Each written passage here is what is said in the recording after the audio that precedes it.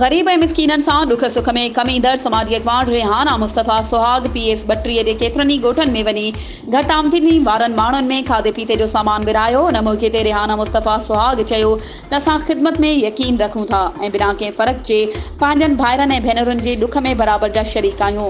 हुन चयो त मुंहिंजे इलाइक़े जी आवाम जो दर्द मुंहिंजो, असांजे ख़ानदान जो दर्द आहे। असां पंहिंजे अबाणे ॻोठ जे ज़रूरतमंदनि जो माज़ीअ में बि ख़्यालु रखियो हो ऐं हमेशह इन ई जज़्बे ऐं शफ़क़त सां गॾु कमु जारी रहंदो।